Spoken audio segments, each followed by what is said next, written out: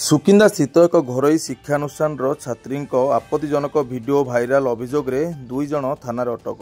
ସୁକିନ୍ଦା ସଦର ମହକୁମାରେ ଥିବା ଏକ ଘରୋଇ ଶିକ୍ଷାନୁଷ୍ଠାନର ଛାତ୍ରୀମାନଙ୍କର ଆପତ୍ତିଜନକ ଭିଡିଓ ଭାଇରାଲ ନେଇ ମଙ୍ଗଳବାର ସନ୍ଧ୍ୟାରେ ସୁକିନ୍ଦା ଥାନାରେ ଲିଖିତ ଅଭିଯୋଗ ହୋଇଛି।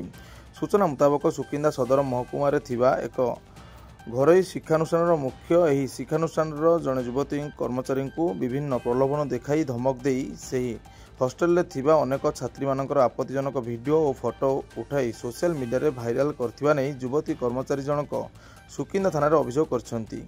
ବ୍ଲକ ରୋଡରେ ଥିବା ଏକ କୋଚିଂ ସେଣ୍ଟର ମୁଖ୍ୟ ସଂଖ୍ୟାଲଘୁ ସମ୍ପ୍ରଦାୟର ଯୁବକ କଲେଜ ରୋଡରେ ଥିବା ଏକ କୋଚିଂ ସେଣ୍ଟରର ଛାତ୍ରୀମାନ ନିବାସ ଯୁବତୀ କର୍ମଚାରୀଙ୍କୁ ବିଭିନ୍ନ ପ୍ରଲୋଭନ ଓ ଭୟ ଦେଖାଇ ଛାତ୍ରୀ ନିବାସରେ ରହୁଥିବା ଛାତ୍ରୀଙ୍କର ଗାଧୋଇବା ସମୟରେ ବିଭିନ୍ନ ଆପତ୍ତିଜନକ ଭିଡିଓ ସାମାଜିକ ଗଣମାଧ୍ୟମରେ ପ୍ରସାରିତ କରିବା ପରେ ଭଳି କାଣ୍ଡ କରିଥିବା ଯୁବତୀ କର୍ମଚାରୀ ସୁକିନ୍ଦା ପୁଲିସ ନିକଟରେ ଲିଖିତ ଅଭିଯୋଗ କରିଛନ୍ତି। ସୁକିନ୍ଦା ପୁଲିସ ଲିଖିତ ଅଭିଯୋଗକୁ ଭିତ୍ତି କରି ଘଟଣାର ତଦନ୍ତ ଆରମ୍ଭ କରିବା ସହିତ ସୁକିନ୍ଦା ବ୍ଲକ ରାସ୍ତାକଡ଼ରେ ଥିବା ଜାଭିୟର ନାମକ ଶିକ୍ଷାନୁଷ୍ଠାନର ପରିଚାଳକ ଏସ୍କେ ୟାସିମ ଓ ଜଣେ ଯୁବତୀଙ୍କୁ ଥାନାରେ ଅଟକ ରଖିଥିବା ବୁଧବାର ଅପରାହ୍ନ 4 ଘଟିକା ସମୟରେ ଦେଖିବାକୁ ମିଳିଛି।